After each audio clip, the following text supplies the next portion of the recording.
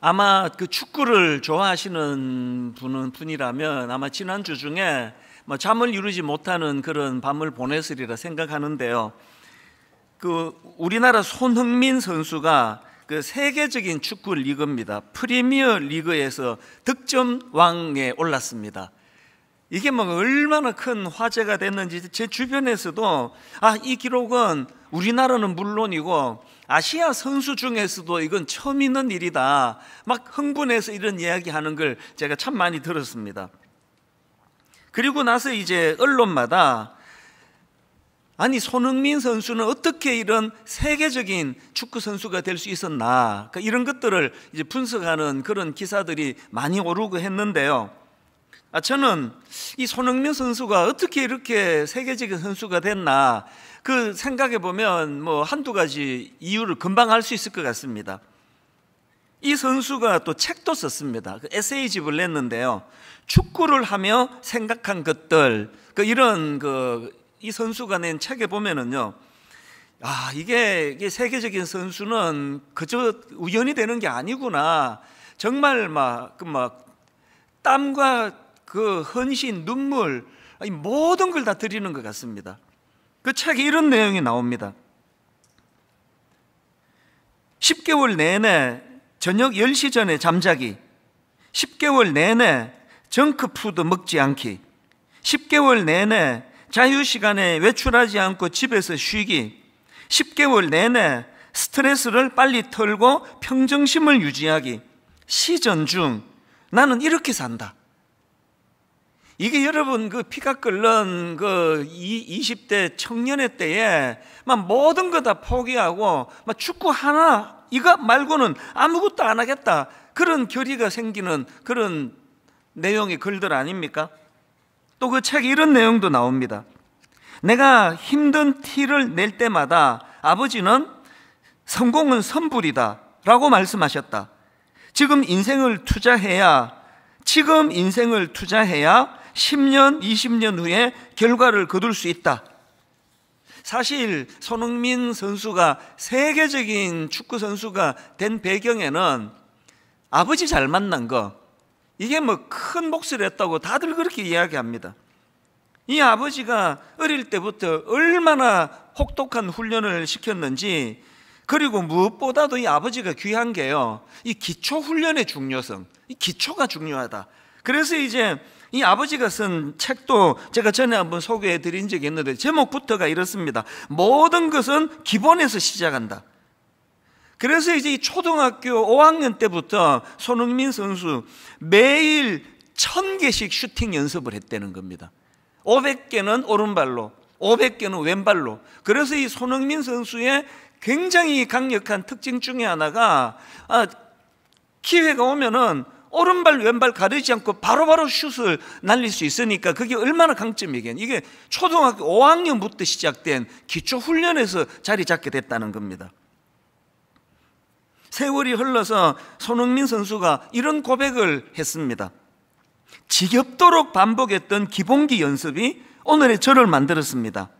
8살 때 축구를 시작해 첫 시합을 뛰기까지 8년이 걸렸고 매일 몇 시간씩 볼을 몸에서 떨어뜨리지 않는 훈련을 거듭해오던 어느 날 날아드는 공에 무의식적으로 반응하는 저를 보았습니다. 제가 이 아버지를 보고 놀랐던 게요, 애를 8살 때 축구를 시켰는데 중학교 3학년이 될 때까지 시합에 보내지 않았던, 기본이 다져지기 전에 자꾸 이 승부에 노출이 되면 기본기가 흐트러진다는 그런 어떤 신념에서 나온 거 아닙니까? 이렇게 기본을 강조했던 게 그 손흥민 선수의 아버지인데요, 이건 히딩크 감독도 똑같은 원리인 것 같아요. 우리나라를 2002년 월드컵 4강 그 신화를 만들었던 주역이 히딩크 감독인데요, 이 히딩크 감독이 우리나라 국가대표 감독으로 부임하자마자 계속 강조했던 게 한국 축구팀은 기초 체력이 약하다, 한국 축구는 근성이 부족하다. 그래서 부임하자마자 축구 기술은 안 가르치고 계속 입에서 단내가 날 정도로 체력 훈련만 시켰다는 거 아닙니까? 그래서 처음에 이 히딩크 감독이 부임하고 그 국가 간의 친선 경기를 하면은 막 계속 지는 겁니다. 막 5대0으로 지고 그랬다는 거 아닙니까? 그래서 욕도 많이 먹었는데요, 아랑곳하지 않고 기초 체력이 중요하다, 우직하게 그 훈련을 시켰기 때문에 월드컵 4강 신화, 뭐 이전에도 없었고 앞으로도 쉽지 않은 그런 대기록을 남기게 한 감독이 히딩크 감독인데요, 저는 이런 글들을 또 이런 책들을 보면서 목사니까 그런 생각을 해보는 겁니다. 한국교회가 또 한국교회 성도들이 이 기초가 약하다, 기본이 안 돼 있다, 이런 비난을 우리 종종 듣지 않습니까? 그래서 제가 이런 상상을 해보는 겁니다.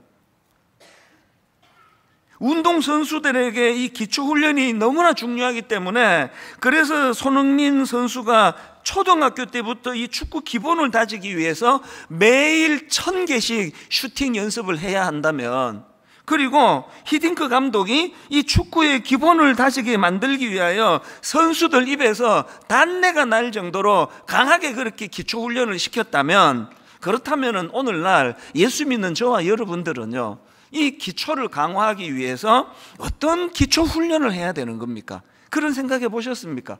교회가 그냥 허위되면 멀쩡하고 막 사람만 많이 모이는데 기초가 안 돼 있어 가지고 부실하다면 뭘 든든하게 해야 이제 이 기초가 강한 교회요, 그런 성도가 될 수 있느냐? 제가 이런 점에서 오늘 참 중요한 선포를 하나 하려고 하는데요, 우리도 기초 훈련부터 새로 하자는 겁니다. 그래서 이제 오늘부터 6주 동안에 우리 성도님들의 신앙 성장을 위한 영적 기초 다지기 훈련 6주, 이제 이 6주 동안에 한 항목 한 항목씩을 가지고 매주 이제 기초 훈련을 다시 하기를 원하는데요, 제가 이런 생각을 하게 된 배경을 좀 말씀을 드릴게요. 사실 저는 1만 성도 파송 운동 이후에 분당 우리 교회를 걱정을 많이 했습니다. 작년 후반부터 우리 전체 교역자들에게 여러 번 이런 이야기를 했습니다. 이제 작년을 기준으로 제가 이야기했으니까요, 내년 이후가 되면은 분당 우리 교회는 이제 그 6.25 폭격 맞은 서울시와 같을 것이다. 이제 1만 성도 파송 운동이 이루어지고 나면은 이제 저희는 한 10여 년 기존 신자 등록을 안 받았기 때문에 그 이후로 매년 한 1000여 명씩 등록하는 성도님들은 다 초신자들 아닙니까? 그리고 짱 믿음 가정이라고 이 남편이나 아내 중에서 한 분은 교회를 다니는데 한 분은 교회를 다니지 않은 이런 성도들이 많아지다 보니까 섬겨야 되는 성도는 많은데 어떤 부작용이 생기느냐, 제가 우려했던 일이 그대로 일어났습니다. 1만 성도 파송 운동을 놓고 결과를 놓고 보니까 교회를 섬기던 평신도 지도자들인 순장님들 70% 80%가 다 파송받아 다 나가셨단 말입니다. 그리고 주일학교 교사 80%가 다 파송받아 나가셔서 이제 이 주일학교는 누가 지키느냐고요. 대학부 청년부 그 젊은 리더들도 한 80%가 다 나갔다는 거예요. 그럼 이제 지도자들이 어떻게, 저는 전에도 말씀드렸잖아요, 이제 올해 안으로는 다락방은 할 수가 없다, 절대 못한다, 순장들이 없는데 무슨 다락방은 하느냐, 그렇게 생각을 했는데 세상에 그 3월 우리 1만 성도 파송 운동 파송 예배 이후로 참 눈물겨워요. 너무나 지금 성도님들이 헌신하고 자발적으로, 그래서 주일학교 교사 80%가 나가신 상태라 그랬더니요, 제일 연세 많은 분이 83세 할아버지가 교사를 자원했다는 말씀을 지난주 드렸잖아요. 그 어른이요, 그 어린 초등학교 아이들에게 순서지를 나누어주고 안내를 하고, 그래서 오히려 이게 너무 아름다워진 것 같아요. 그래서 제가 작년에 이제 1만 성도 파송 운동 이후에 분당 우리 교회는 어떻게 하나? 이게 6.25 폭격 맞은 서울처럼 그렇게 이제 혼란스러울 텐데 내년부터 목회를 어떻게 하나? 그런 걱정을 많이 했는데 하나님이 놀랍게도 저에게 전화위복의 꿈을 주셨습니다. 그러면서 어느 날 그 시카고 대화재 사건을 떠올리게 해준 겁니다. 제가 시카고에서 살았기 때문에 그 내용을 잘 알아요. 1871년도에 시카고에 엄청난 화재 사건이 일어나는데요. 그 당시에 대부분의 건물이 다 목조 건물이다 보니까 이 불길이 얼마나 멀리 퍼져나갔는가 하니까 시카고에 9km 제곱미터에 달하는 지역이 다 불이 난 겁니다. 그래서 이 화재 사건으로 집이 불에 탄 사람만 10만 명이 넘는다는 거예요. 어마어마한 그런 재앙 같은 화재 사건이 일어났는데요. 그런데 놀랍게도 이 전화위복이 뭐냐? 시카고는요, 그 도심에 완전히 불로 그냥 싹 썰어버렸기 때문에, 그래서 시카고는 지금도요, 미국 내에서도 이 도시 건축으로 유명한 지역이 된 겁니다. 대화재 사건 이후로 그 시카고 도심 지역이 완전히 파괴됐는데, 그 파괴된 그 도시에다가 그 당대 최고의 건축가들에 의해 가지고 건물이 새로 들어선 겁니다. 그래서 지금도요, 시카고의 그 다운타운에 가면은 사람들이 탄성을 질러요. 그 건축 하나하나가 얼마나 조화롭게 잘 이루어졌는지 하나님이 제게 그 꿈을 주셨습니다. 하나님 제게 이런 말씀을 주시는 겁니다. 분당 우리 교회가 너무 급성장하는 과정에서 부실한 게 얼마나 많았느냐고. 너무 급성장하는 바람에 놓치고 있던 많은 것들이 있는데, 이제 2기 사역을 선언하고 처음부터 새로 시작하자는 거예요. 대화재 이후에 시카고처럼. 하나님이 저에게 이 꿈을 주신 겁니다. 사실 저는 오늘 이 시간을 굉장히 기다렸습니다. 이제 전 교회적으로 이제 기초부터 다시 시작하는데요. 그래서 이제 6주 동안의 신앙 성장을 위한 영적인 기초 다지기, 한 항목 이것을 가지고 이제 목사 타이틀도 내려놓고 장로 권사 별로 중요하지 않다. 걸핏하면은 우리 집은 5대째 예수 믿는다 이런 소리 그만하고 모두가 다 처음 예수 믿는 것처럼 처음부터 새로 시작하자. 이게 기초 다지기 6주예요. 오늘이 그 첫 주인데요. 기초 다지기 첫 주, 우리가 다져야 될 기초 첫 번째가 뭐냐? 말씀 읽기와 묵상이라는 겁니다. 이 말씀 읽기의 중요함을, 말씀 묵상의 중요함을 인식하고 우리가 삶 속에서 실천하자는 거거든요. 사도행전에 보면은 바울이 이제 에베소 교회를 떠나면서 에베소 교회 장로들에게 하는 마지막 말씀이 나오는데요, 굉장히 비장합니다. 자, 사도행전 20장 30절부터 한번 보십시오. 29절부터 보십시오. 내가 떠난 후에 사나운 이리가 여러분에게 들어와서 그 양떼를 아끼지 아니하며, 또한 여러분 중에서도 제자들을 끌어 자기를 따르게 하려고 어그러진 말을 하는 사람들이 일어날 줄을 내가 아노라. 그러므로 여러분이 일깨어 내가 3년이나 밤낮 쉬지 않고 눈물로 각 사람을 훈계하던 것을 기억하라. 저도 한 교회를 책임지는 담임 목사 입장에서 예전부터 이런 상상을 했습니다. 언젠가 제가 이제 은퇴하고 교회를 떠나게 되면은 참 걱정이 많아질 것 같아요. 참 많은 수고를 하여 우리 순장님들이 또 교역자들이 참 교회를 잘 일구어 왔는데, 이제 제가 은퇴하고 난 다음에 이 교회에 거짓 교사가 들어오고 분쟁이 생기고 교회가 쪼개지고 이러면 어떡하나, 그런 마음이 들 것 같아요. 지금 사도 바울이 딱 그 마음이에요.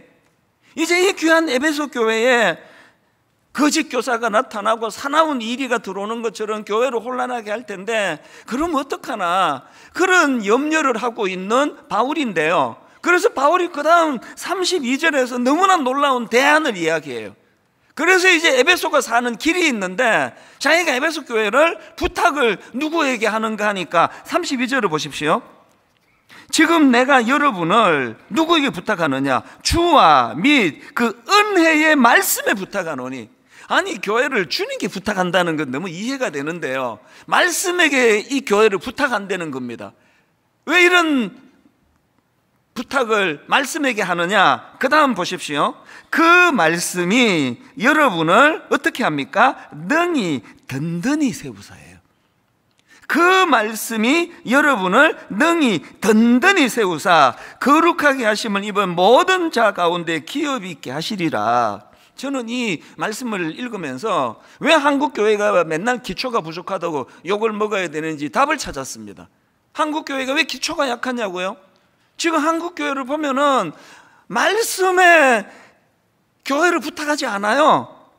한국 교회를 보면은 기초가 약할 수밖에 없는 게 말씀을 의존하는 게 아니라 그 인간 담임 목사를 너무 의지하는 거예요. 모든 게 그 담임 목사에게 있는 것처럼. 그래서 여러분이 교회 올 때마다 여러분이 그렇게 사모할 것 같아. 우리 목사가 이번 주 게을르지 않고 말씀 준비를 잘해야 되는데, 우리 목사가 오늘도 설교 준비를 잘해가지고 우리에게 은혜를 끼쳐야 되는데 왜 그렇습니까? 이 오늘 목사가 그냥 설교 푸시리 대충 하면 한 주 내내 굶어야 되니까. 왜 기초가 약한지 아시겠죠? 바울은요 그렇게 부탁하지 않았습니다. 내 이 에베소 교회를 떠나면서 끝내주는 목사 한 사람 내가 어디 섭외했다, 이제 후임이 와가지고 교회를 든든히 세워갈 거다, 그렇게 말하지 않았습니다. 사도 바울은 에베소 교회를 누구에게 부탁합니까? 주님께 부탁해요. 그리고 주님의 말씀이 흥왕하기를 그렇게 사모하는 거 아닙니까? 이런 면에서 오늘 5대째 예수 믿는다, 4대째 예수 믿는다, 난 모태신앙이다, 그거 아무 소용없습니다. 우리가 이 말씀을 의지하고 말씀이 내 인생을 견인하도록. 그래서 여러분, 우리가 하나님 앞에 교회만 그런 거 아닙니다. 우리 인생도요, 하나님 주시는 그 말씀이 우리를 든든히 세워가는 거거든요.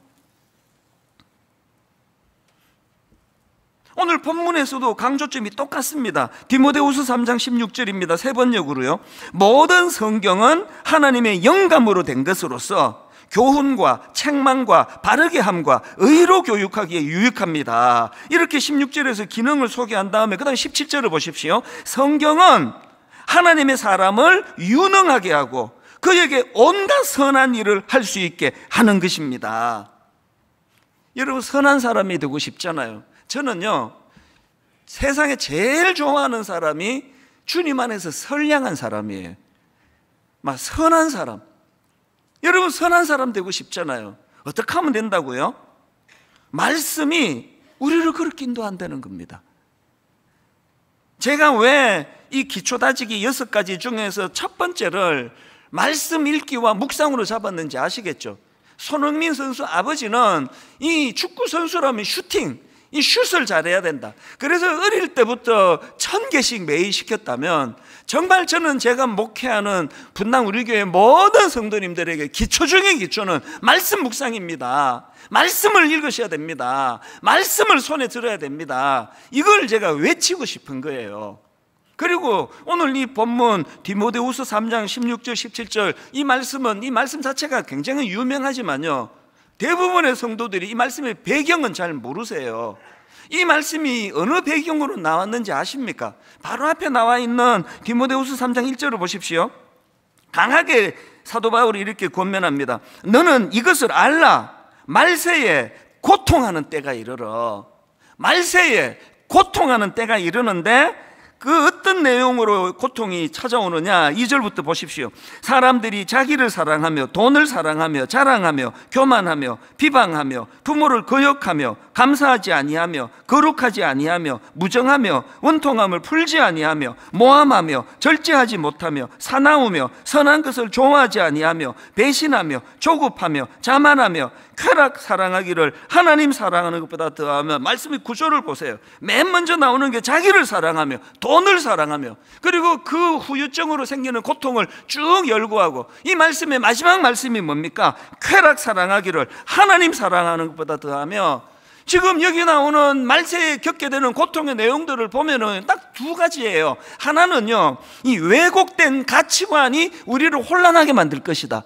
그리고 두 번째가 뭡니까? 그 왜곡된 가치관으로 말미암아 온 시대와 세상이 혼란을 겪게 되고 고통을 겪게 될 것이다. 이게 딱 오늘 우리 시대의 상황 아닙니까? 최근에도 그 30대 초반의 젊은 아내가 그 보험금을 노리고 남편을 물에 빠뜨려 죽게 만들었다는 혐의를 받고 구속되는 웃지 못할 비극적인 사건이 일어났잖아요. 그게 다 가치관의 문제예요. 이 여성이 진짜 그 남편을 그렇게 살해했다면은 이유는 딱 하나예요. 가치관이 잘못된 거예요. 뭐 가정이 뭐가 중요하냐? 돈이 중요한 거지. 그 남편이 벌어다 주는 그 돈 갖고 뭐 무슨 재미로 사느냐고. 목돈이 필요한 거지. 거금이 필요한 거지. 그래서 남편을 죽였다고 한다면, 그리고 뭐 이런 사례는 뭐 그냥 뭐 잊혀질만 하면은 계속 나오고 있는 거 아닙니까? 가치관의 문제예요. 게다가 여러분, 오늘 이 성경의 중요성을 강조한 말씀 바로 앞에 어떤 내용이 나오는가 하니까 6절을 보십시오. 세 번역으로. 그들 가운데는 남의 집에 가만히 들어가서 어리석은 여자들을 유인하는 사람들이 있을 것입니다. 그런 여자들은 여러 가지 정욕에 이끌려 죄에 짓눌려 있고, 저는 이 말씀을 보면서요, 사도 바울이 2000년 전에 오늘 우리 시대를 정확하게 예언하고 있구나. 오늘 우리 시대를 보세요. 그들 가운데 남의 집에 가만히 들어가서, 모든 집집마다 지금 그 인터넷 선을 통해 가지고 가만히 들어와서 부모들이 자고 있는 동안에 아이들의 가치관을 혼란하게 만들고 정신을 그냥 사로잡아 버리고, 그런 시대를 겪고 있는 거 아닙니까? 본인의 가치관도 너무나 비성경적으로 악한 세상에 물들어 있으면서 끊임없이 가만히 남의 집에 들어가서 지금 혼란을 겪고 있는 차별금지법도 마찬가지입니다.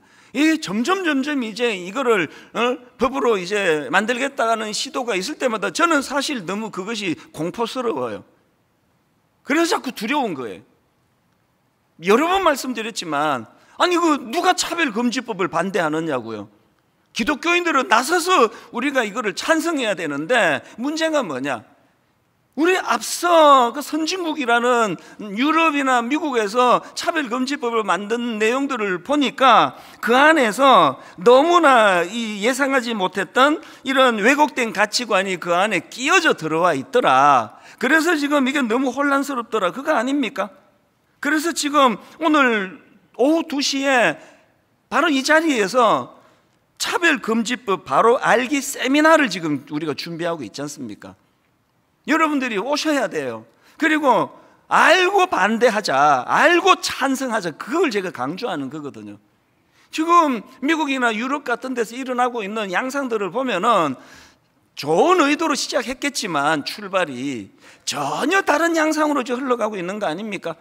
작년에 여러분 그 미국에서 있었던 그 코미디 같은 이야기 여러분 다 들으셨나요? 어떤 남자가 우리나라로 치면 여탕에 들어갔어요. 그래서 이제 뭐 난리가 났죠. 벌거벗고 여탕에 들어가 난리가 나가지고 막 항의하니까 그 직원이 알 듯 모를 듯 답을 하네요. 그 남자 몸을 가진 그 사람을 여탕에 들여다 준 이유를 이렇게 설명했답니다. 그 고객이 스스로 여성이라고 밝혔기 때문에 캘리포니아 주 법에 따라 여탕을 이용하도록 한 것입니다. 근데 뭔 소리 잘 모르겠어요. 이 캘리포니아 주 법이 뭐 제가 내일 새벽에 여탕에 기분나쁘게 내가 왜야 나 말고 어떤 거 정신 나간 어떤 남자가 내일 새벽에 여탕에 들어가 가지고 나 몸은 남자인데 내 정체성은 여자입니다. 그러면 들려 보내주도록 하는 법이 만들어졌다는 이야기로 저는 이해를 했거든요. 왜 그런 눈으로 저를 보세요? 이게 무슨 뭐 코미디 프로에 나온 게 아니고 외설스러운 영화에 나온 게 아니고요. 지금 미국에서 작년에 실제로 일어난 사건이에요. 혹여라도 우리가 차별금지법을 만들었다가 우리도 이런 혼란스러운 일이 생길까봐 제대로 알자는 거예요. 제대로 알고 대처하자는 그 얘기거든요. 2000년 전에 바울이 디모데후서 3장 1절에서 그대는 이것을 알아두십시오. 말세에 어려운 때가 올 것입니다. 그리고 6절에 그들 가운데는 남의 집에 가만히 들어가서 어리석은 여자들을 유인하는 사람들이 있을 것입니다. 그리고 나온 게 유명한 본문 디모데후서 3장 16절이라니까요. 모든 성경은 하나님의 감동으로 된 것으로 교훈과 책망과 바르게 함과 의로 교육하기에 유익하니, 이 마지막 때에는 말씀을 들어야 말씀이 기준이 돼야 된다는 겁니다. 바로 앞에 나오는 14절도 마찬가지입니다.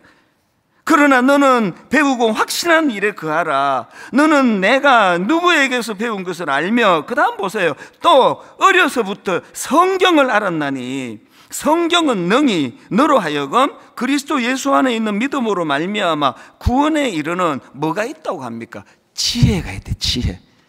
너무나 우는 사자와 같이 우리를 혼란에 빠뜨리고 혼미하게 만드는 우는 사자와 같이 삼킬 자를 찾는 이 시대에는 배우고 확신한 일에 거해야 되는데, 어릴 때부터 성경을 우리가 기준으로 삼아야 된다. 여기에 비해서 오늘 한국교회 성도님들을 보면은 우선 성경을 너무 몰라요. 중고등학교 내내 영어 수학만 손에 잡아가지고 도대체 이게 신약의 인물인지 구약의 인물인지, 창세기 다음에 요한계시록이다 그래도 반박할 애들이 거의 없습니다. 창세기 다음에 뭐 계시록인지 뭔지 관심이 없는 거거든요. 그 어떡하자는 겁니까? 그래서 여러분, 오늘부터 6주 동안 진행될 영적 기초 다지기 훈련의 첫 번째로 말씀 읽기와 묵상에 도전하자는 겁니다. 그래서 여러분, 지금 그 현장에 예배 오신 분들은 이제 여러분 이거 다 이제 한 권씩 받으신 걸로 알고요. 또 가정에서 지금 그 온라인으로 예배 드리시는 분들은 이 모든 걸 똑같이 프린트할 수 있도록 올려드렸습니다. 그럼 여러분들이 이거를 프린트 하셔가지고 이렇게 그 중간에 그 스테이플러로 이렇게 책을 만드세요. 그리고는 내일부터 뭘 훈련하느냐? 아침에 일어나면은 회사로 출근하기 전에, 아이들 학교 보내기 전에, 그래서 이 제목이요, 하루 한 구절 묵상 핸드북이에요. 뭘 강조했습니까? 길게 안 하겠다는 겁니다. 이거 열어보면은요, 사실 한 구절이 아니에요. 근데 왜 이름을 한 구절 묵상이라 썼느냐? 그 다음 내용은 제가 안에 있는 책 내용을 한번 읽어 드릴게요. 매일 말씀 한 구절이라도 가까이 하기를 소원하는 마음으로 만들어진 하루 한 구절 묵상 핸드북이에요. 이거 만든 교역자들의 참 눈물 나는 호소입니다. 한 구절이라도 하루 말씀을 읽고 시작하자는 거예요. 그래서 여러분, 이거 이제 내일 아침부터 이제 일어나셔서 출근하기 전에 이제 이거를 딱 펴시면, 이제 내일 월요일 주제가 이렇습니다. 너는 하나님께 소망을 두라. 그렇게 하고 시편 42편 1절부터 5절 말씀이 나오면 15분만 시간을 쓰세요. 오늘 주제가 그 하나님께 소망을 두라고 하는데, 근데 이 하루를 어떻게 사는 것이 하나님께 소망을 두는 삶이지? 이걸 좀 생각하고 시작하자는 거예요. 저는 등산을 하고 또 한 2시간씩 걷고 할 때 그냥 걷는 법이 없습니다. 꼭 말씀을 묵상하고 머리에 넣고 가요. 그냥 맹탕으로 걷기는 너무 억울하잖아요. 시간이 너무 아깝잖아요. 그래서 말씀을 머리에 묵상하고 한 2시간 걸으면서 묵상한 말씀을 계속 곱씹으면서 걸으면요, 2시간이 삽시간이 지나가요. 삽시간에 묵상하자는 거예요. 말씀을 좀 머리에 담고 가자는 겁니다. 그리고 홈페이지 오시면 또 묵상 노트라는 것도 지금 올려놨습니다. 이 프린트해서 한쪽에는 말씀 묵상 핸드북을 펴놓고 한쪽에서는 묵상 노트를 가지고 좀 기록하자는 거예요. 그리고 조금 더 시간적인 여유가 있다면 오늘 읽은 이 말씀을 필사하자는 거예요. 한번 적어보세요. 여기 또 초신자분이 꼭 읽기만 하면 된다더니 자꾸 많아져. 안 해. 이런 분이 계실까봐 저 잘못했습니다. 그냥 읽기만 하시면 돼요. 15분도 많으시면 5분만 쓰시면 돼요. 훈련하잖아요. 훈련. 우리 생활을 훈련하자는 겁니다. 모든 훈련에는 목표가 있지 않습니까? 저에게 여러분들에게 드리고 싶은 이 말씀 읽기 묵상과 관련한 2가지 목표를 드리고 싶은데요. 첫 번째 목표가 뭐냐? 이 과정을 통해서, 이 훈련을 통해서 말씀 묵상이 인생의 즐거움임을 좀 깨닫자는 거예요. 이 맛을 좀 보자는 겁니다. 예전에 제가 유진 피터슨 목사님이 쓴 이 책을 먹어라, 거기 나오는 내용 하나를 소개해 드렸던 기억이 나는데요. 이제 그 책의 저자인 유진 피터슨 목사님이 이제 개를 키웠나 봐요. 뭐 미국은 이제 나라가 또 땅이 또 넓다가 보니까 개들도 우리처럼 소형견은 거의 없고요, 다 큰 개를 키워요. 그리고 이제 이 유진 피터슨 목사님이 그 당시에 살던 때가 그 산림이 우거진 산 기슭이라 그러는데, 뭐 미국이나 캐나다는 뭐 자연은 뭐 너무너무 부럽잖아요. 이 목사님이 이제 아침에 이제 키우는 개를 끌고 이제 산책을 가다가 보면은 종종 만난대요. 코요테가 물어 죽인 그 사슴의 사체를 발견할 때가 있대요. 그러면 이제 그날은 이제 이 산책시키는 개가 개 탄 날이에요.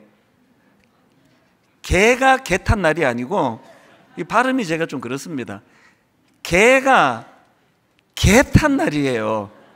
얼마나 좋아하는지 이제 그 사슴의 그 사체를 끌고 막 자기 막 덩치가 큰 그 죽은 사슴을 끌고 이제 집으로 가가지고는요, 막 이 행복은 이루 말로 다 못한대요.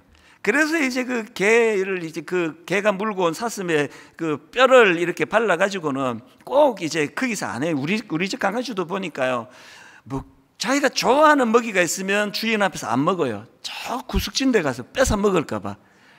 그래서 이제 이 뼈다귀를 물고 저 구석진 데 가가지고 이제 그때부터 이제 그 뼈다귀를 이제 물어 뜯기 시작하는데, 이 유진 피터슨 목사님이 보니까 이 뼈다귀를 갖고 너무 행복해가지고 걔가 막 끄렁끄렁 소리를 낸대요. 막 이러면서 그 뼈다귀를 이제 물어 뜯는데, 이 목사님이 어느 날 성경을 읽다 보니까 그 장면에 단어가 나오더래요. 그게 이사야 31장 4절입니다. 큰 사자나 젊은 사자가 자기의 먹이를 움키고 으르렁거릴 때에, 이게 주인 입장에서 보니까 그 개가 먹이 놓고 뼈다귀 놓고 으르렁거리는 단어가 나왔는데, 놀라운 게 뭐냐, 여기 나오는 으르렁거리다, 이게 히브리어로 하가라는 단어인데요, 이게 묵상이라는 뜻입니다. 하가라는 이 단어가 시편 1편 2절에도 나옵니다. 오직 여호와의 율법을 즐거워하여 그의 율법을 주야로 묵상하는도다, 이게 으르렁거리다라는 그 하가라는 단어예요. 또 시편 63편 6절입니다. 내가 나의 침상에서 주를 기억하며 밤중에 주를 묵상할 때에, 이 하가예요. 그래서 이제 우리 집 강아지도요, 한 번씩 이제 그 갈비 이걸 이제 삶아가지고 강아지한테 던져주면은 그날은 난리가 납니다. 얼마나 이 뼈를 좋아하는지 저 구석진 데 가가지고 뭐 좀 과장하면요, 한나절 동안 안 나와요. 계속 이 뼈도 물고 뜯고 그러면서 막 행복해하면은 우리 부부는 이렇게 이야기해요. 우리 강아지가 지금 묵상하고 있네. 그게 하가예요. 으르렁거리다예요. 여러분, 우리가 지금 6가지 기본 훈련 중에서 말씀 읽기와 말씀 묵상을 우리가 훈련하는 목표는 이거예요. 여러분, 말씀이 꿀송이처럼 달다, 이런 이야기들을 하는데 우리도 그걸 한번 맛보자는 거예요. 왜 이렇게 묵상에 즐거움? 그래서 저는 뭐 여러 번 말씀드렸지만요, 저의 즐거움은 대형교회 목사 타이틀에 있지 않습니다. 진짜예요. 저의 기쁨은요, 새벽입니다. 그 새벽에 하나님 앞에 묵상하며 기도하며 하나님 앞에 나아갈 때에, 그래서 여러분 내일 그 새벽에 우리 집 앞에 와서 가지고 이렇게 귀를 한번 기울여 보면 아마 어떤 남자가 이런 소리를 내는 게 들릴 거예요. 이런 소리가 들릴 거예요. 근데 이게 영적인 소리이기 때문에 요 키로는 잘 안 들릴 겁니다. 여러분 인생에 정말 이 으르렁거리는 소리가 날 정도로 기쁨으로 지내는 시간이 있다면, 그러면 뭐 다 된 거 아닙니까? 이거 우리 목표로 삼자는 거예요. 그런가 하면 두 번째로 목표가 하나 더 있는데요, 이 말씀 묵상으로 삶의 변화가 일어난다는 것을 한번 확인해 보자는 겁니다. 전도자 무디 선생이 이런 말을 했습니다. 성경은 지식을 쌓기 위해 주어진 것이 아니라 삶의 변화를 위해 주어진 것이다. 그래서 제가 결론을 맺으면서 그 한마디만 더 드리고 싶은데요, 예수님이 십자가 지신 다음에 두 제자가 너무나 절망해서 엠마오를 향해 가고 있었잖아요.